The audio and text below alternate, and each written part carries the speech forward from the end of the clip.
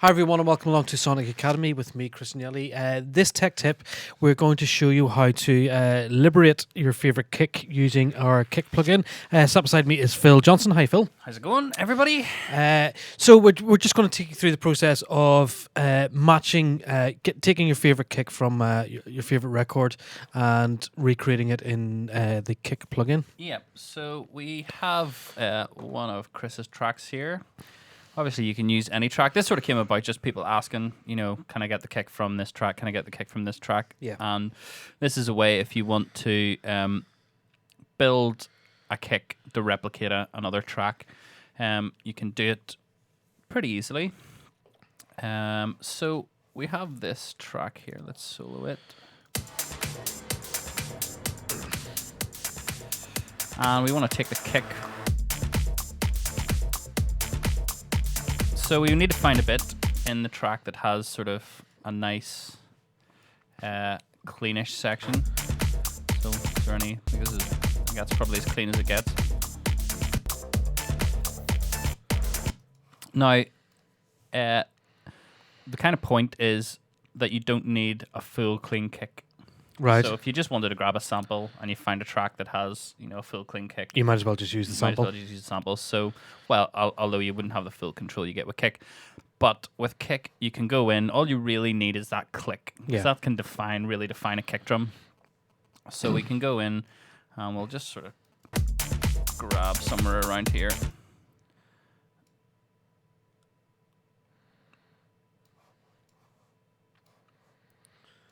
And what we want to do is just crop this right down. So don't really need to warp or anything like that. We're just really using this as an editor. We're just nipping out the first bit of the transient of the kick, or the whole we kick. can just get it roughly. So get it roughly around there. Mm-hmm. Make sure you're not clipping off the start, and then we can just crop the clip, and then we can zoom in a bit more. And What point do you use? yeah, well, so this looks like technically the start of the kick. Yeah. But a lot of the time, I like to go in a wee bit. Right. I just think it creates slightly tighter kicks. So you want to find a 0 point crossing. So And just explain, the 0 point crossing is where the sample crosses over the center line. Yeah. So basically, when it so crosses, you don't get a click. Yeah, when it crosses over the center line, that's the volume at zero. Zero, yeah. So If you were to crop that at a peak there, yeah, if I cropped it out of the peak, you would get a sharp line down, which could create a click. It's not such a big deal in kick drums because you are effectively creating, clicks at the start. But yeah, if you can find a 0 points crossover like that's natural, then do that. And then we want to find another part. So you can see there, this sort of fizzy part in the middle. Is that that's a hi-hat. Yeah. So anywhere really from back here on would be fine. And again, we want to try and get another 0 point crossing. Now this means you can probably just throw it straight in the kick without much more editing. If you want to go a bit further, you can throw it into an audio editor and fade out this last section. Yeah, do fade on it. But it's not necessary really. So let's hear what that actually is. So we've almost got a full kick, but as you saw, we sort of had to chop off the low end. And actually, I'd probably go in a bit closer here and maybe go to here. So you're just taking that initial transient. Yeah, I just want that initial click. And you'll find that a lot of the time, you'll be able to get this point. Basically, if you think about how a track's made, it happens in beats. Mm-hmm. So there's very few times there's going to be anything between that first 16th and the next 16th. Yep. And that's all you really need for a click. Uh-huh. So That initial 16th. yeah. So we can crop that sample. Let's hear. So you can maybe go a bit longer there. Actually, let's try to there. And that the going a bit longer will give you a slight more control when it comes to the click envelope. Yeah, just means you can, manipulate it a bit more. So we've got our click. We're gonna rename this. Rename Chris click, and we'll crop it. Cropping it helps it actually rename it with the right file name, and then we'll show in our Finder. And then what we can do is go to load, bring up our Finder, and just drag our click in there, and we can open that. And now we've got our click. I'll turn the sub down, and we'll make a beat. A beat. I'm just using that.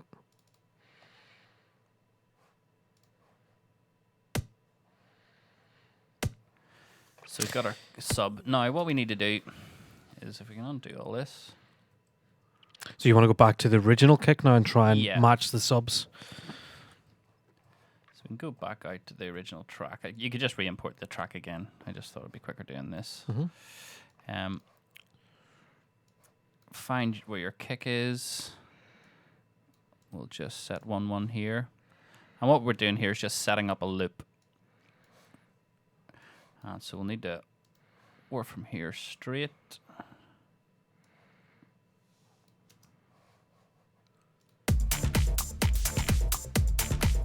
we'll need to loop that.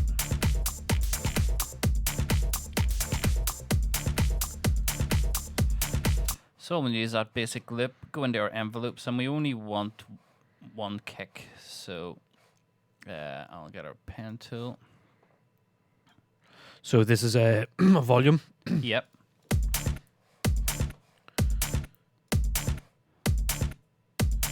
Fade it a wee bit there. So you've just got the downbeat, and then you're going to recreate on the second beat. So what we're trying to do here is get a feel for the low end. So we've got our top end, and we want to try and recreate the bottom end. A good way to do that is to just stick an auto filter over your master out and sort of put it down to your just hearing that sub, and it gives you sort of an idea of what's happening. We've got a bit of bass in there, so you have to sort of try and listen in.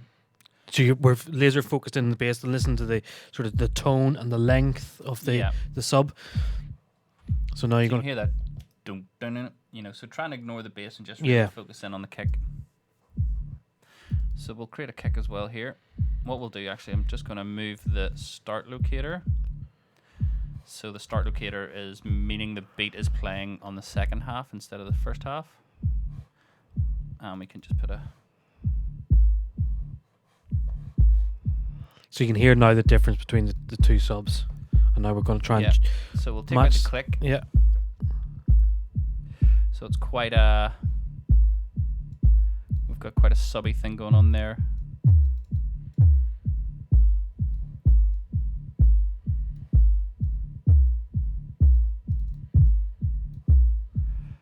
So if you get in a basic curve, so something like this, and we'll get our amp in. You can play with the length just to see if it starts to sound a bit more like it. And I would probably take off the drive there again. Would you? Yeah, sorry, drives shouldn't be on. The other thing, guys, if you're listening to this on laptop speakers or iPod headphones, we're working in the very low register here, so you would need speakers that do go quite low. And I think one of the advantages of this studio is they've got the Down Audio BM15s, which give a lot of detail on the bottom ends. So they definitely do.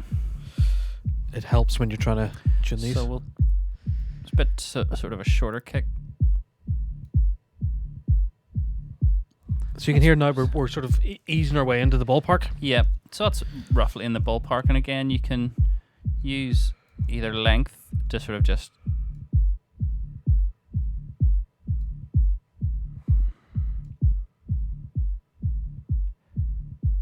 That's a bit slower at the start, so...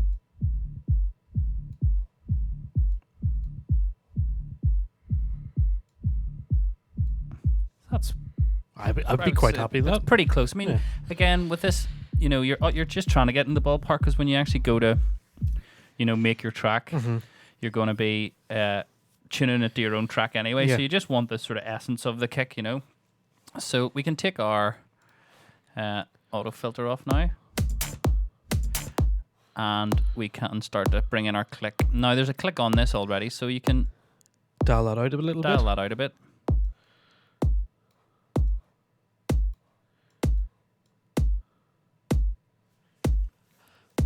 and there's a bit of a phase mismatch, so we can do a couple of things there. We can just adjust the length very subtly. So this is the length of the sub? Yeah, the length of the sub, so that you want because there's a bit of pitch in the click. Mm-hmm. So if that's not matched up with the pitch of your sub, Yeah. you get a phase mismatch, which can sort of drop a bit of the click louder. And what are people listening for at that phase mismatch? If you're sort of new to this, does it just sound a bit odd? Yeah, just that maybe your click's getting lost or a bit of your sub's getting lost. You just want to find a sweet spot that you sort of you can just move it back and forward very subtly until the start of the sample. Like there's mismatch. You can hear like a hollowness, isn't it? Yeah. That sound comes from experience. You'll learn to sort of hear phasing issues. So it's out again. That sounds pretty nice, close yeah. on top. And again, you can sort of just dial back that initial of the sub as well.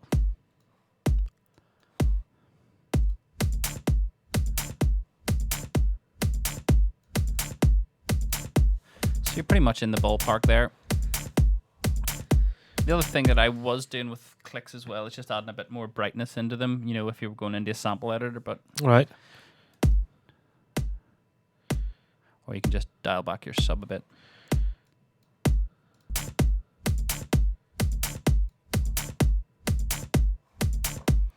Add a bit of drive maybe, just to gel it together.